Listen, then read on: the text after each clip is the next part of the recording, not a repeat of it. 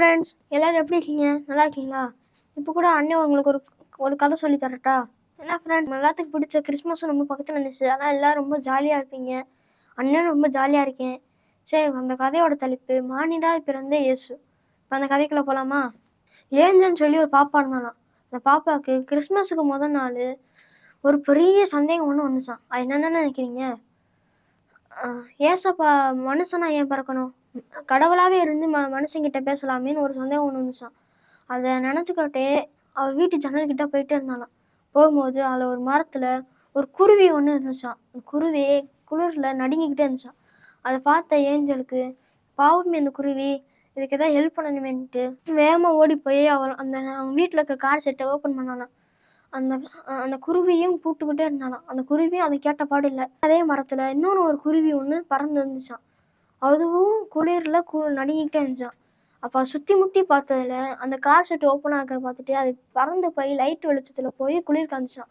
அதை பார்த்துக்கிட்டு இருந்த அந்த குருவியும் பறந்து போய் லைட் வெளிச்சத்தில் போய் குளிர் காஞ்சிச்சான். இதை பார்த்த ஏஞ்சலுக்கு அப்போ தான் புரிஞ்சிச்சான் ஏசப்பா எதுக்காக மனுஷனாக பிறந்தாங்கன்ட்டு. அது ஏன் தெரியுமா? கடவுளாக இருந்தால் அம்மா அப்பா கீழ்ப்படின்னு சொன்னால் நம்மளாம் கேட்க மாட்டோம்.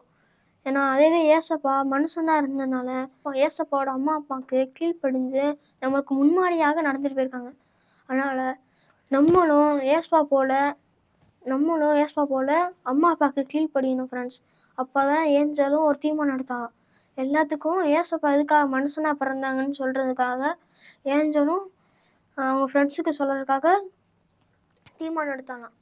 இதே போல தான் ஃப்ரெண்ட்ஸ், உங்களோட ஃப்ரெண்ட்ஸ் ஏசப்பா எதுக்காக மனுஷனாக பிறந்தான்னு சொன்னீங்கன்னா ஏசப்பா ரொம்ப சந்தோஷப்படுவாங்க ஃப்ரெண்ட்ஸ். சரி, இந்த கதைக்குரிய வசனம் கேட்போமா?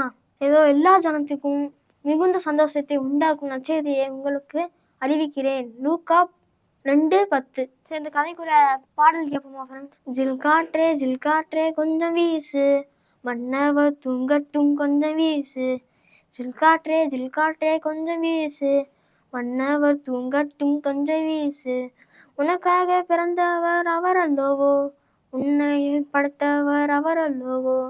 உனக்காக ஆசீர்வதிப்பவர் அவர் அல்லவோ, உன்னை ரட்சிப்பவர் அவர் அல்லவோ. ஜில் காற்றே கொஞ்சம் வீசு, மன்னவர் உறங்கட்டும் கொஞ்சம் வீசு. ஜில் காற்றே கொஞ்சம் வீசு, மன்னவர் தூங்கட்டும் கொஞ்சம் வீசு. இந்த பாட்டுக்குரிய ஆக்ஷன் கற்றுக்கலாமா?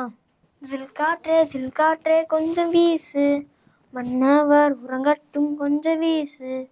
ஜில் காற்றே கொஞ்சம் வீசு, மன்னவர் தூங்கட்டும் கொஞ்சம் வீசு.